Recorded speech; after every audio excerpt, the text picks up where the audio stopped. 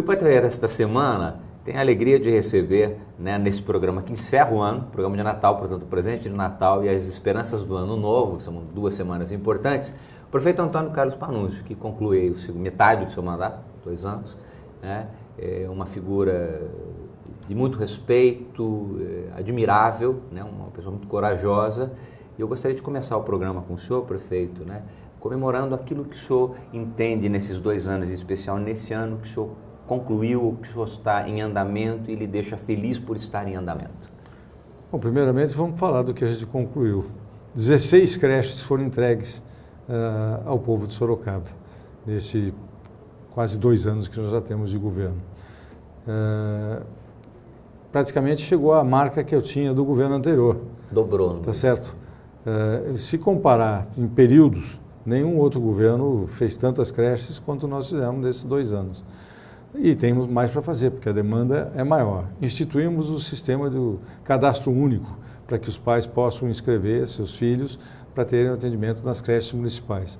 Isso permitiu, primeiramente, fazer justiça, né? Aliás, como o senhor fez há 25 anos, acabando com vaga de pedido, mas sorteio na prefeitura para as escolas municipais. Então, essas coisas todas trazem transparência ao processo e são norteadas por critérios objetivos para a classificação das crianças. Então, nós estamos avançando, nós fizemos modificações em profundidade na escola a tempo integral, que é a Oficina do Saber, colocando nas grades do contraturno, né, que funcionam essas oficinas do saber, matérias como linguagem, leitura, matemática e ciências. O pessoal agora, por exemplo, na área de ciências está focado na área de robótica. São noções, construções de equipamentos mínimos. Aquilo que se tem na escola privada, né, se tem hoje na escola pública. Ou seja, entendemos que o contraturno oferecido pela Oficina do Saber não deva ficar apenas na questão da recreação ou do entretenimento da criança. Deve ter isso também, sim. Deve ter formação complementar em música, em artes, perfeito. Danças, tudo mais. Mas tem reforço na matemática? Temos que reforçar também nessas áreas básicas, que faz do nosso país, permite ao nosso país uma colocação que nos envergonha no cenário, no contexto das nações. Então, precisamos melhorar isso. Isso está sendo feito. Com relação ao abastecimento de água, eu quero dizer o seguinte... O senhor trocou as bombas, né? Fizemos, eu, na verdade, fiz outra reforma. Quero lembrar que a reforma da estação de tratamento do Cerrado... Que leva o nome do seu pai. Que leva o nome do meu pai. Dr. Armando Pannunzio. Exatamente. Quem fez a reforma última fui eu, quando era prefeito. Aumentando a capacidade... Há 27 anos atrás. Trocando as bombas, trocando as válvulas, os painéis, tudo isso. Só que a população da cidade era para 380 mil habitantes, coisa assim. A cidade praticamente dobrou a população e continuava aquele mesmo equipamento. Então, desse praticamente 1 ano e meio, que já faz algum tempo que nós completamos isso de governo, nós trocamos todos os painéis, transformadores, válvulas, bombas, aumentando em 40% a capacidade de bombeamento, ou seja, a água que é ofertada à população. Água, mas que nós tínhamos água, vinha lá do nosso manancial. Mas não tinha como mandar para os reservatórios. Mas não tinha como mandar para a cidade, na ponta das linhas, não tinha capacidade de bombear com mais pressão, não chegava, porque período de verão, altas temperaturas, aumenta a demanda, tá certo? E, consequentemente, não chegava a nada. Além disso, para que chegasse, nós construímos 2 anéis adutores, um para a Zona Sul, que atende essa região do Campolim, e o outro para a Zona Norte, que ele chegou naquela região ali da Vila Angélica, e dali agora segue distribuindo para outras áreas. Foi o que nós pudemos fazer nesse 1 ano e meio. Estão em construções alguns reservatórios, a previsão nossa é entregar até o final do governo mais 5 reservatórios, que é muito importante para aguentar os horários de pico da demanda por água, e ao mesmo tempo implementamos essa campanha de uso racional de água. Educar a população. Isso é muito positivo. Na questão de obras, nós pudemos fazer o alteamento aqui da Juvenal de Campos, que permitiu que a ponte que já estava feita pudesse ser ligada ao sistema viário, urbanizamos aquela área. O senhor tem muito asfalto para fazer agora. Estamos seguindo a Vitor Andreu, que havia sido apenas iniciada, está parada totalmente, um pedaço pequeno. Nós estamos bastante adiantados, vamos terminar a duplicação da Vitor Andreu, com ciclovia, com tudo mais. E não vou aqui lembrar agora das ruas que já tiveram esse benefício. Mas neste ano que vai iniciar, por conta inclusive dos financiamentos, tanto ao fundo perdido que eu recebi do governo do Estado, como do empréstimo que nós estamos fazendo da Cooperação Andina de Fomento, que é o Banco Latino-Americano de Desenvolvimento, nós vamos ter 70 milhões de dólares com uma contrapartida da Prefeitura também de outro tanto. Com isso, nós vamos agora deslanchar com o sistema viário. E outra coisa, poder complementar as obras iniciadas pelo Vitor Lippe. Porque nós precisamos fazer os viadutos agora, porque senão não adianta. Tem grandes avenidas, mas que uma para no semáforo da outra. Isso então, você vai fazer obras de arte. Vamos fazer as obras de arte e novas. Vai ter uma, entre outros lugares. O Campolim é previsto, aquele cruzamento da Barão Tatuí Comity com a Avenida Washington Luiz, ele tem que ser equacionado. Tem que ser equacionado. Ou é ponte ou é túnel. Nós estamos agora, os estudos recomendam que seja esse sistema de túnel trincheira, né? Que afeta menos as áreas em volta e as desapropriações ali são bastante caras, né? Então, essas obras todas estão em andamento. Por outro lado, nós implementamos, já está funcionando, um anel de fibra ótica na cidade. São 270 quilômetros. Você vai ter uma rede Wi-Fi? Nós vamos ter o anel de fibra ótica ligando todos os próprios da municipalidade. Eu já ofereci também a área de segurança pública que possa ter acesso ao anel de fibra ótica. Ampliar, ter imagem, velocidade, tempo real das coisas. Nós ampliamos o sistema de câmeras. Menos gente cuida mais. Sistema de câmeras na cidade. Nós temos hoje dessas câmeras instaladas em pontos estratégicos, cerca de 46 câmeras, mas todos os próprios da municipalidade estão recebendo câmeras também. Algumas delas não apenas colocadas do lado de dentro, mas voltadas para a rua. Aí já são praticamente mais 300 câmeras. Aí compartilha trânsito, compartilha segurança. Além disso, o sistema de semáforos, os radares que tem, estão sendo dotados de equipamento que é uma simples adaptação e com o software adequado, permite a gente ter um melhor controle, não só do trânsito, como eventualmente em casos de necessidade, até mesmo para saber quem é que está passando ali e no caso da polícia precisar agir, tem maior facilidade para... O senhor mudou o paradigma quando o senhor, o PH da Zona Leste, rapidamente, de maneira absolutamente legal, contratual, o senhor vem com uma organização social, no caso o Banco de Olhos, outros agora em outros próprios pode vir, que o Einstein tem Sírio e outras instituições que estão no país muito renomadas, hoje prestam esse tipo de serviço. O senhor mudou os números da cara da saúde nessa UPH. Exato. Né? Como é que está a história do hospital? O senhor já tem uma área na Avenida Ipanema. O senhor vai também conseguir essa agilidade que conseguiu na UPH? No Éden, a unidade também de saúde de lá? O que você vai fazer? A unidade de saúde do Éden, que é uma UPH, o nome é porque o financiamento é federal, é UPA, mas é UPH a mesma coisa, a mesma finalidade. Ela já está praticamente pronta. Nós estamos agora analisando aí juridicamente para fazer uma contratação de uma entidade do terceiro setor, nos moldes do feito com o BOSS, para que opere aquele sistema com a mesma eficácia, com a mesma agilidade que o BOSS vem fazendo. O funcionário público entende que ele não está perdendo emprego, que só nós estamos ampliando a rede de uma outra forma? Eu quero lembrar o seguinte, ninguém está perdendo emprego. Porque tem espaço para isso. Ninguém está perdendo emprego. Mas falta médico. Até porque eu abri concurso para contratação de médicos, fiz o concurso para contratar simultaneamente 189 médicos e não consegui colocar mais de 40 na rede. Então, a falta de médicos na rede é um dos fatores que tem prejudicado o atendimento.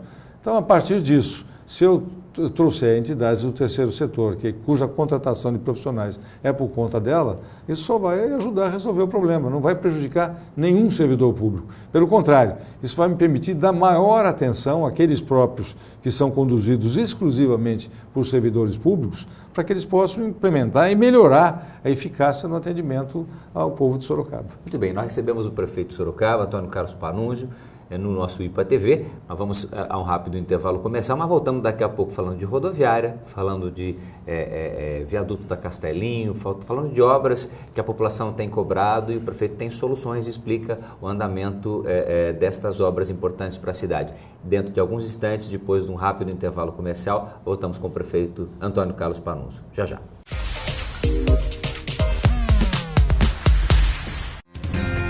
colégio com uma tremenda infraestrutura que tem uma visão diferenciada em relação à prática educativa. Eu fui me surpreendendo com a questão de entrar no mundo de projetos, no mundo de oportunidades. Um colégio que investe muito na formação de valores entre os alunos, para que esse ser humano vá se desenvolvendo de forma integral.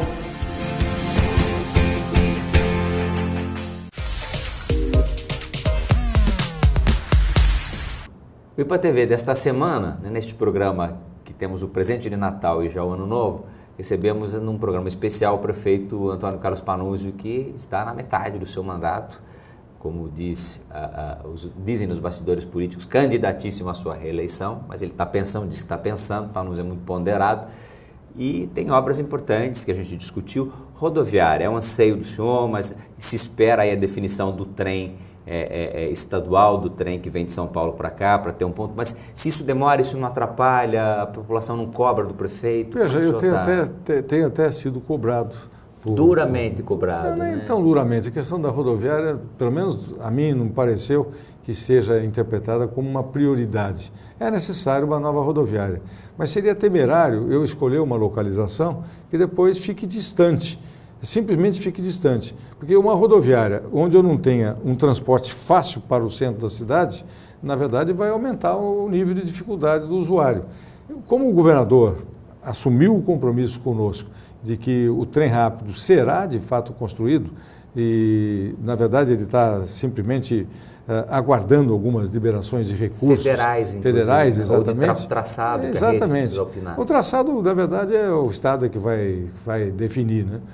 Vai ocupar muito do traçado atual, retificando, arrumando. Sim. E com algumas alterações.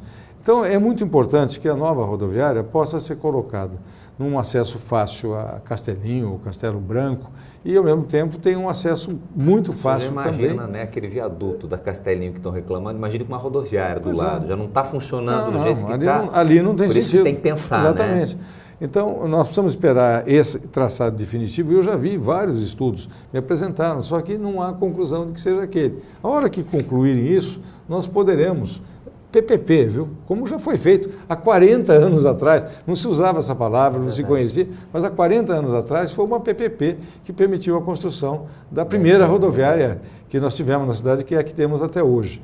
Então, nós vamos proceder dessa forma. Agora, não é algo assim que me angustia, porque eu preciso, primeiro, dessas definições para gastar bem o dinheiro público e não fazer coisa errada. Pannunzio, como é que vai ser Sorocaba daqui 20 anos, Pannunzio? A gente vai conseguir andar de carro ou vai ter que fazer rodízio? Como é que você, como homem de visão de futuro, e o seu governo, você nunca se preocupa, aliás, você é duramente criticado pelos seus assessores, porque você não se preocupa com hoje, com o voto hoje, é uma característica, você não tem medo de cara feia, você não é um político comum, né? Você não negocia cargo com vereador na Câmara, é o teu estilão, o teu governo tem um monte de CPI em todos os setores, você deixa investigar, você é muito tranquilo em relação a tudo isso. Como é que vai ser essa Sorocaba para frente, né? Água, mobilidade, esse plano diretor que você está direcionando a cidade com muita responsabilidade, segurou, fez a coisa sem correria, né? Como é que você entende essa Sorocaba daqui 20 anos? Veja, você colocou muito bem, colocou já alguns parâmetros que têm que ser considerados. Questão de água. Sorocaba tem uma situação super privilegiada, mas nem por isso a gente deve simplesmente ficar acomodado. Então, os investimentos no que se refere ao abastecimento de água da cidade já estão previstos e são prioridade do nosso governo. Eu já assinei o convênio com o governo federal para a liberação de recursos para a construção da estação de tratamento de água da Vitória Régia, que vai retirar a água do Rio Sorocaba, tratar da melhor qualidade, vai ser água tão boa quanto a outra distribuída pela estação Armando Pannunzio e pelo Éden. Fica mais fácil hoje eu ter uma estação que cubra toda uma região, e é uma região de altíssima densidade demográfica, tá certo? Do que levar mais e mais anéis adutores, tirando sempre do mesmo ponto. E tirando sempre do mesmo ponto também, nós aumentamos a nossa vulnerabilidade. Então, é preciso pensar isso claramente. Isso está feito. Os convênios estão assinados. O que eu preciso agora é a liberação dos recursos para poder licitar e iniciar essas obras, e que deverá acontecer agora, já no início desse ano, eu espero. Não há por que demorar mais nisso. Daqui 20 anos, Sorocaba, além do BRT que você vai implantar, tem metrô? Vou um pouquinho mais disso aqui. Você colocou a questão de água. Além disso, nós estamos com muita seriedade desenvolvendo uma campanha educativa. E isso funciona. Nós vivemos essa experiência agora, nesse período de racionamento que nós tivemos que fazer lá no Éden, Cajuru, Aparecidinha, que é uma outra estação de água, a estação do tratamento Éden, por conta da, vamos dizer assim, da quase falência do manancial lá, do Ferraz, né? E com isso deu para equilibrar, ou seja, 12 horas de um lado, 12 horas de outro lado, deu para equilibrar. E a população entendeu que é preciso economizar, é preciso gastar racionalmente, é preciso utilizar água chamado de reuso, ou seja, lavou roupa, mas pode lavar o quintal com aquela água. Né? Vamos parar de esfregar a calçada com mangueira hidráulica. Né? Essas coisas todas o povo tem correspondido. Então, esse processo tem que seguir, e isso vai permitir que a gente possa caminhar com bastante mais tranquilidade nessa área. Ao mesmo tempo, nós estamos cuidando dos mananciais. No plano diretor, e o plano diretor é a ferramenta fundamental para prever como será a cidade nos próximos 20 anos, como você falou, o plano diretor, nós estamos aumentando as áreas de proteção permanente em muito. Nós estamos aumentando num percentual que chega a triplicar as áreas de proteção permanente. E não houve uma compreensão disso por parte de alguns jornalistas que nos entrevistaram, que fizeram uma comparação entre zona de proteção ambiental ou área de proteção ambiental e área de proteção permanente. Houve uma diminuição na área de proteção ambiental, onde se permite construção, habitação e determinadas utilizações, e houve um aumento expressivo da preservação permanente. Então, na verdade, Sorocaba não está perdendo em nada, tá? Pelo contrário, está ganhando nessas coisas. Nós estamos aumentando, por exemplo, nos mananciais que servem para o abastecimento da cidade, que vai do Ipaneminha, o Pirajibu e o próprio rio Sorocaba, nós estamos aumentando a área de proteção permanente de forma importantíssima. Nesses secundários que eu mencionei, o Ipaneminha, o Pirajibu, nós estamos colocando 60 metros de cada margem. A legislação nos obriga a 30 metros. E vai fazer parques lineares também. 60. Aí vamos fazer os parques, ao mesmo tempo em que nós teremos preservadas a mata ciliar, essas coisas todas, lazer. E no rio Sorocaba, do Pirajibu a Jusante, nós vamos estender isso para 150 metros de cada lado. No plano diretor está isso. Então, esses elementos, somados a outras propostas que eu apresentei no projeto de lei do plano diretor, que é o módulo mínimo de terreno, não há porquê, num país de 8 milhões e 500 mil quilômetros quadrados, ou mesmo no município de 450 quilômetros quadrados, como o nosso, que a gente aceite essa tese de que não, para loteamento popular pode ser lote de 125, 150 metros, 5 metros de frente. Nós sabemos, muito pouco. Nós sabemos que é muito pouco, não permite ou dificulta uma ampliação, não permite uma ventilação adequada, uma insolação adequada. Diferente do Central Park, diferente da cidade que você desenvolveu, que foi Sorocaba 1. Sorocaba 1 é um bom exemplo, um lote com 8 de frente. Você tem uma casa pequena, mas você pode crescer, Você pode crescer, pode lá, né? fazer sobrado, pode ter um corredor que isola do vizinho. Então, isso está previsto no plano diretor. Se a gente conseguir aprovar isso, e tem uma outra proposta minha contida no plano diretor, que é para evitar a verticalização excessiva e consequente concentração nas ERs, fora dos corredores, a gente pretendia que fosse aceito pela Câmara o gabarito. Mesmo nos corredores, você também está prevendo estacionamento para tirar o impacto das grandes avenidas, quer dizer, você permite o crescimento, mas também a compensação. O crescimento, para quem quiser construir, vamos dizer assim, em alturas ou com grandes áreas construídas, vamos chamar assim, tem que prever o estacionamento em função do movimento que ele vai gerar, tá certo? Isso está previsto no plano diretor. O que eu espero é que os vereadores me apoiem e a gente consiga implantar o plano diretor com esses elementos fundamentais. Bom, falamos em plano diretor, para encerrar, mobilidade urbana. Né? Tem as calçadas que têm desníveis, enfim, o conjunto de se movimentar na cidade, e o coletivo e o individual. Para esses 20 anos que a gente está discutindo, qual é a tendência que você... Eu vejo claramente o seguinte, você começou você começou num ponto que aqui para Sorocaba é muito importante. Na verdade, quase não temos calçada na cidade. Mesmo nos bairros residenciais, calçada no sentido de permitir a mobilidade de todo e qualquer cidadão, desde um cidadão que tenha deficiência visual, ao que tenha dificuldade motora, as pessoas de mais idade. Muitas das calçadas até têm largura, mas aí são construídas com meandros, com grama no meio, que acaba se tornando um buraco. A árvore não na posição adequada. A árvore não na adequada. posição adequada, a cestinha de coleta de lixo na frente da pista demarcada para o portador de deficiência. Então essas coisas todas têm que ser revistas. E vamos ter que voltar, eu entendo, a adotar um padrão para as calçadas de Sorocaba. Sorocaba, quando tinha padrão, tinha melhores calçadas. Depois que se abandonou a questão do padrão, cada um faz a calçada como bem entende, e o resultado disso não foi bom. Nós estamos agora, já foi definido... Na verdade, todos vamos envelhecer, né? A taxa de natalidade cresce, claro. e nós vamos viver mais. Exato. Então nós temos que pensar em nós mesmos, no sentido de podermos caminhar, andar pela cidade e ter, né? Considerando a minha idade, pode dizer que eu estou advogando em causa própria. Tempo. Pois em causa própria. Né? Mas nós decidimos o seguinte: nós vamos começar agora um projeto de reforma das calçadas. Isso implica, inclusive, aumentar a largura de calçada e diminuir até mesmo na região central, até mesmo a largura do leito carroçável das ruas, tá certo? Porque é o pedestre que tem que ter prioridade. Dá-lhe crítica, né? Porque é como cozinhar com a cozinha em reforma, mas tem que fazer, né? Eu estou habituado a essas coisas, mas eu entendo e tenho visto. Graças a Deus eu tive uma vivência que não ficou limitada àquilo que eu conhecia e que aprendi quando era moço. Ao longo desses anos todos, eu pude observar o que se passa em outras cidades, outras regiões do Brasil e do mundo de uma maneira geral, tá certo? Então eu entendo que nós temos que começar com essa coisa de recuperar esse espaço das calçadas para o munícipe e um conceito que tem que ser colocado claramente aqui, que é o que existe já em Curitiba.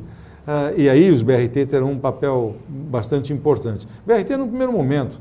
No outro momento, nós podemos ter o VLT e outros sistemas que, porventura, possam ser adotados. Ou seja, priorizar o transporte coletivo. Mas, para priorizar o transporte, eu tenho que oferecer qualidade e confiabilidade.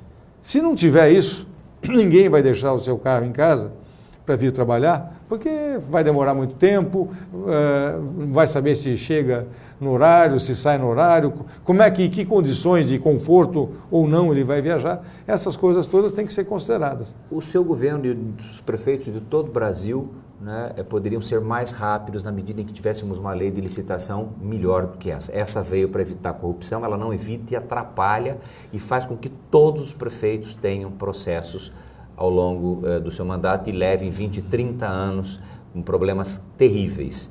E o Pacto Federativo, quer dizer, o senhor tem dinheiro às vezes para fazer a creche, o governo federal dá creche, e municípios menores, como o de Votorantim, por exemplo, tem uma dificuldade brutal. Ele ganha a creche e depois ele não tem dinheiro para manter a creche. Não, mas isso também conosco acontece. Então, como é que esse pacto, o senhor foi deputado federal, o senhor acredita que isso possa acontecer? Quem está no topo do governo federal e estadual vai abrir mão desse poder, desse dinheiro que tem?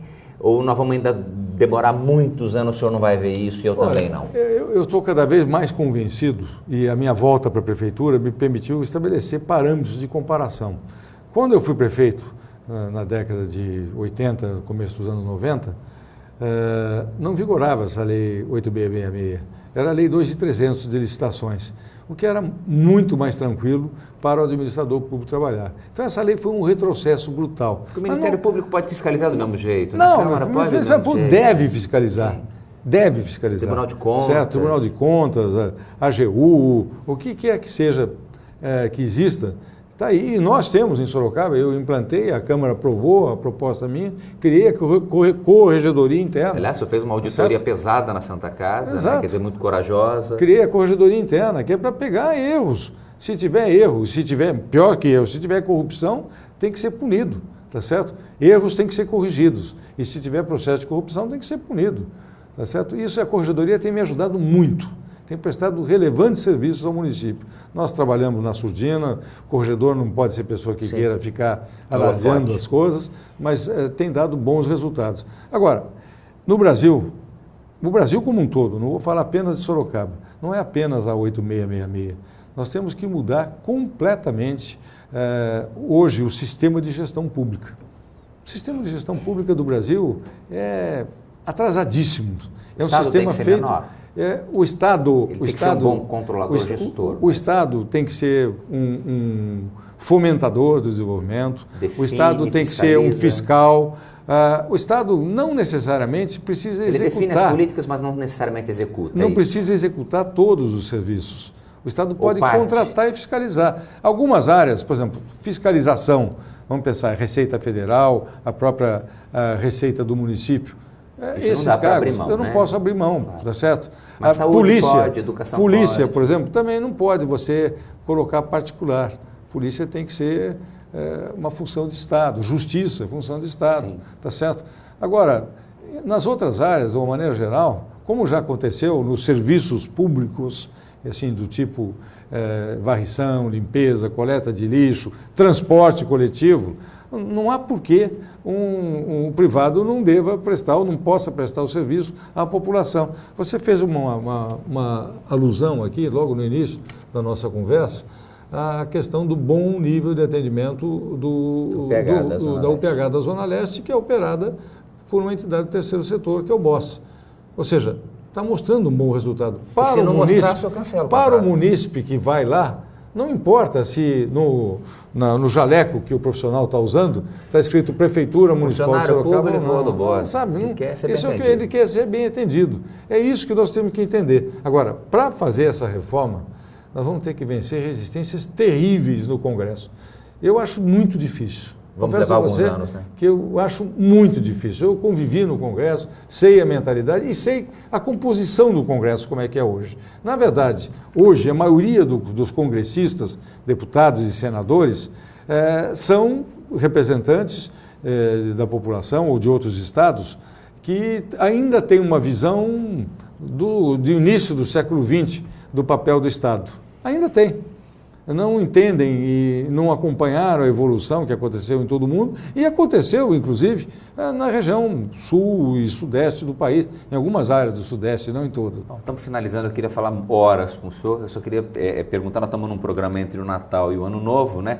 O que mudou, para a gente encerrar, que o senhor deixa a sua mensagem final, o que mudou daquele Natal que tinha a dona Neide, seu Armando, Armandinho, a sua irmã Ana Maria, né, a própria Patrícia, depois, né, que é quase uma sobrinha-irmã, e o que mudou hoje desse avô com a Marinês, né? A Marinês também é uma família enorme, minha família morou, né? Agora o senhor é avô, né? Eu sou avô. Como é que tá, o que o senhor deseja, né, para a população de Sorocaba, de toda a região? Você tocou num ponto, eu sou avô e posso dizer o seguinte, é uma das melhores coisas do mundo ser avô.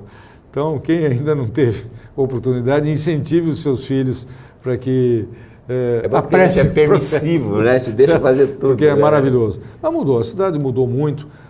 Hoje, o papel do Estado, entenda-se o município como ente estatal, no sentido de promover entretenimento, promover ações que tragam a população para as ruas, é hoje importantíssimo.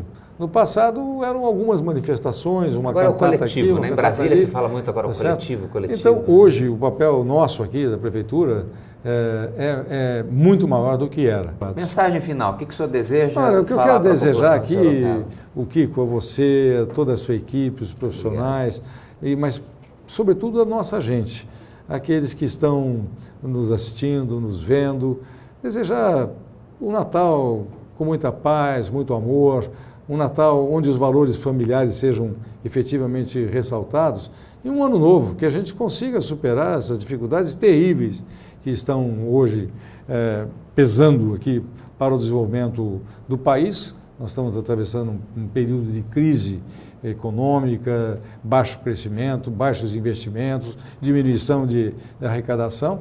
Nós temos que usar da imaginação, vai da acelerar, né? criatividade, Vai ajudar para a que ter a gente, mais no que for da minha competência, eu pretendo fazer. Mas que a gente tenha, nesse cenário que é um pouco assim preocupante para o ano vindouro, eu tenho certeza que a nossa gente vai conseguir superar sim, e cada vez mais, emanados com o propósito de fazer da nossa cidade a cidade ideal para se viver, a cidade que todos nós amamos, que ela possa atingir esses objetivos. Muito obrigado pela oportunidade de falar aqui ao povo de Sorocaba. Muito bem, prefeito Pannunzio falou aqui não só em Sorocaba, também quero mandar um grande abraço ao nosso Wellington Kemes, da TV Votorantim, que nós também exibimos, ao pessoal da TV R, a nossa querida Thaís Romão, a Carol Giatti, enfim, né, a nossa equipe de produção comandada pela Juliana Moraes, a Ouro Filmes, enfim, a todos, né, que o Natal tenha sido fantástico, que o ano seja realmente de muita energia, de muita coragem, e de coisas boas, né? As ruins também virão e nós vamos ter resistência para poder enfrentá-las com coragem. Eu quero agradecer a presença do prefeito Pannunzio. Não poderíamos terminar o ano e começar melhor, senão com esta figura de respeito, uma pessoa que tem feito o seu melhor para a nossa população. Quero agradecer a presença do prefeito Pannunzio, agradecer a assessoria dele na figura do secretário Rodrigo Maldonado, que o acompanha nesta entrevista, e que nós possamos no próximo ano conversar muito e com certeza trazer boas notícias a você do IPA TV. Um Santo Natal, um Feliz Ano Novo, até o próximo programa, fiquem com Deus e até lá.